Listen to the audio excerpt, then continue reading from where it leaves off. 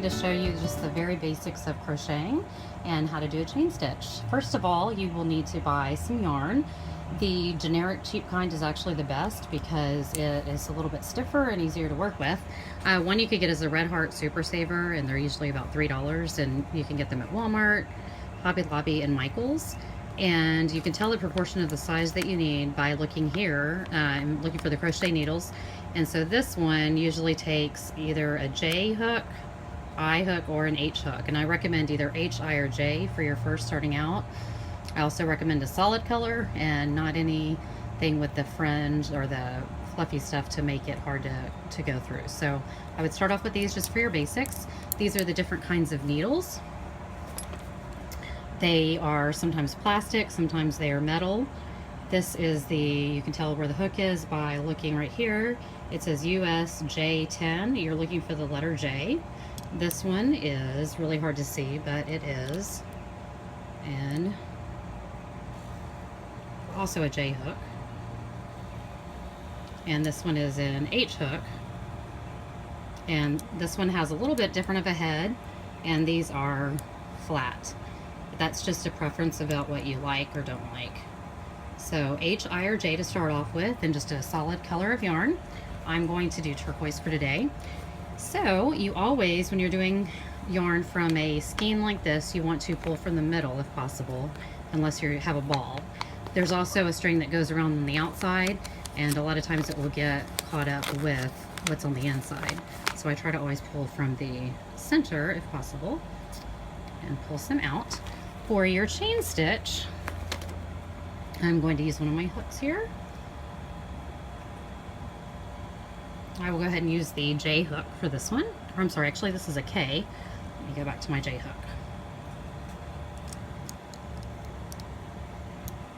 This is actually one of my favorite sizes to use. Okay, so the first thing we need to do is our slip knot. So I take the end of the yarn and I take it around my fingers, cross it over so the tail is facing me, crossing this over like a letter X, and then I'm coming underneath that loop and pulling it through, and I have something called a slip knot, and I can now pull it back and forth and make it bigger or smaller. So let me try and show you that again. All right, the tail is facing me. This is called the working yarn. This is the yarn that you're going to be working with, and that's the long one. And this is your tail. So your tail is facing you. The working yarn goes around, makes the letter X, pull it through, and pull it tight, and now you have your slip knot. So now I'm going to insert my hook. Again, I'm using letter J. I'm right-handed, so my tail, I just need to hold that out of the way. If I don't hold the tail, it's going to keep slipping around and it will get really frustrating. So I like to keep my hand on the yarn so it doesn't go too far. All right, so let's get started here. So this is a basic chain stitch, and this is the base for almost everything in crocheting.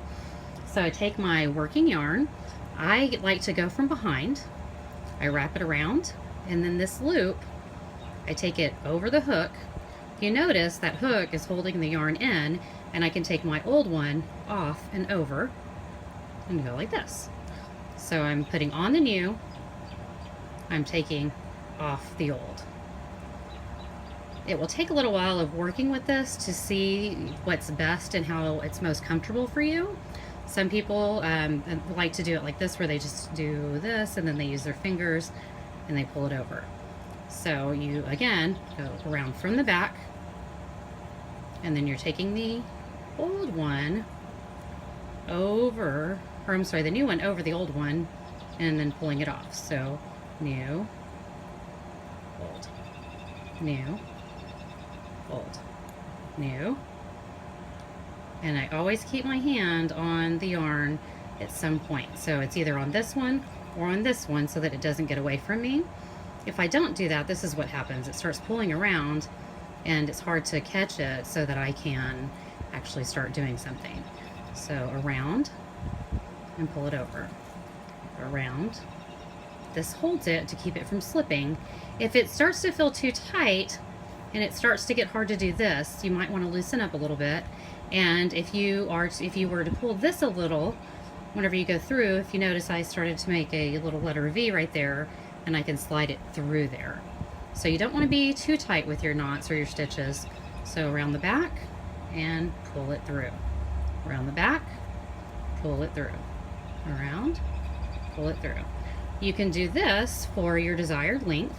If you just want to make a bracelet or a necklace, this looks braided on one side and looks really neat, and it's something that you can do very quickly, and it's a nice satisfying gift to give to someone. I'm getting close to the end of my bracelet, so now I'm going to come down maybe a few inches and go ahead and cut the string.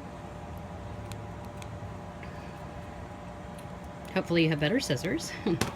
So you cut this, and so when you're ready to end it, you do the yarn over again, you pull it through the loop, and this time you just pull it all the way out, and you can pull this tight, and now it will stay. So now you have a bracelet. This is the base chain stitch. All right, hope this works well for you, and just keep practicing and getting used to holding the hook and get comfortable with that. And pretty soon we'll be able to go on to the magic circle and eventually make a octopus. All right, thank you. See you soon.